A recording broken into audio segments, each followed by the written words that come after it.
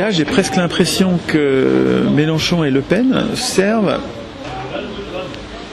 à cristalliser deux parties du peuple désirant s'émanciper, et en les séparant, on est sûr qu'on va perdre. Tout se passe comme si le système avait, comme dans ce que décrivait Orwell dans 1984, de Big Brother, pour garder le pouvoir, organise lui-même son opposition. Il organise lui-même ce qu'il appelle une opposition contrôlée. C'est une opposition dont il n'a rien à craindre. Comment est-ce qu'il n'en a rien à craindre? Elles sont deux. Tu as deux ennemis, deux puissants ennemis du système, et comme ils sont deux, ils ne gagneront jamais une élection. Non, mais ils devraient faire cause commune contre l'oppression. Mais j'ai l'impression que comme dans 1984, donc c'est Big Brother qui a le pouvoir, qui organise la guerre permanente. La guerre est permanente et donc le peuple est constamment mobilisé dans cette guerre pour faire corps derrière Big Brother. Il ne faut pas qu'il y ait d'opposition, donc quand il y a des opposants, on les met en prison et on les torture dans les caves du ministère de l'Amour. Donc on met tout à l'envers, tous les mots sont à l'envers. Mais le monstre entre guillemets fabriqué par Big Brother pour canaliser le ressentiment éventuel des gens, lors des 2 minutes de la haine tous les jours, ce monstre s'appelle, dans 1984, s'appelle Goldstein. Goldstein passe sur les télécrans, donc sur toutes les télés partout du pays.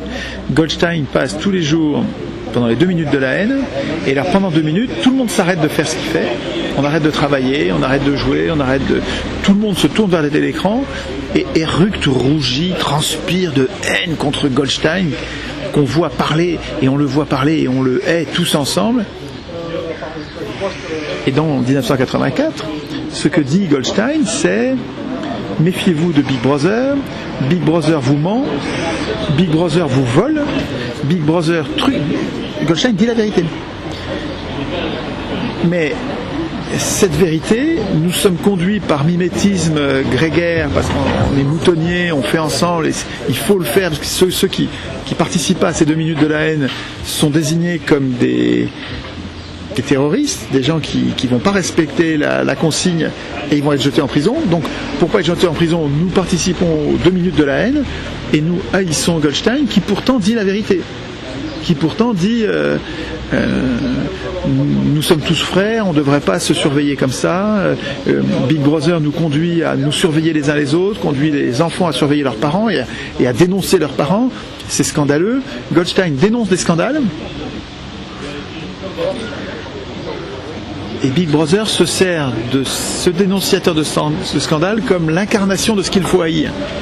Et nous sommes conduits tous les jours à haïr par une presse, enfin des télécrans, c'est-à-dire un spectacle permanent, qui nous invite, mais plus qui nous invite, qui nous enjoint, qui nous ordonne de haïr.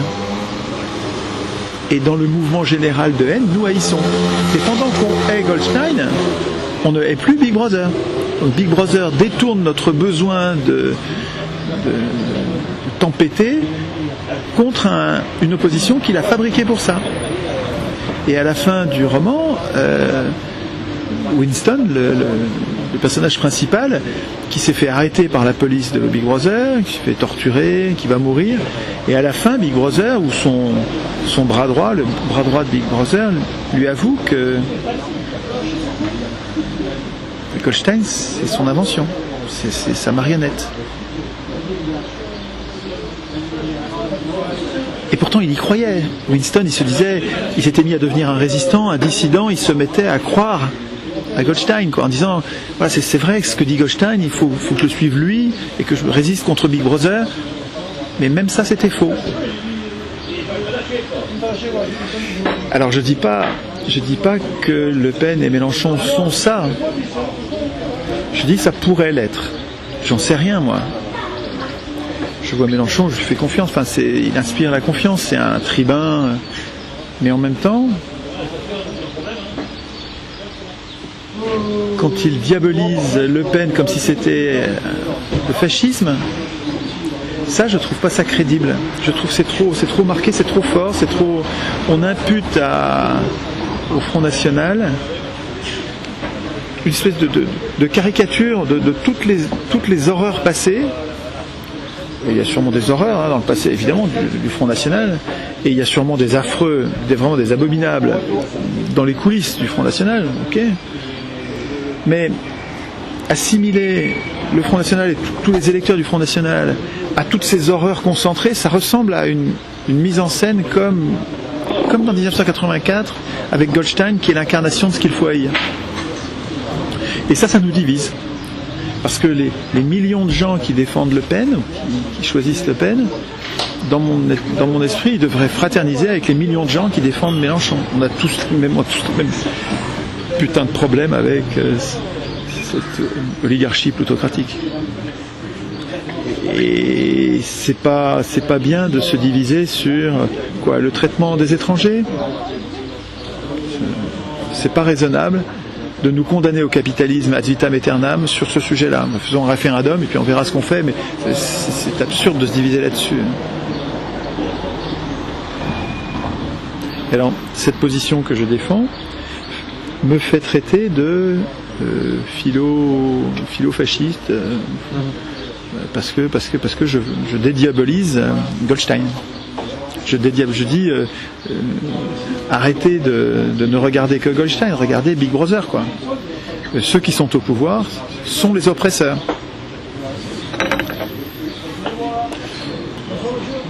Il y a des chiens de garde qui sont dont le boulot est de venir dire que c'est moi le fasciste.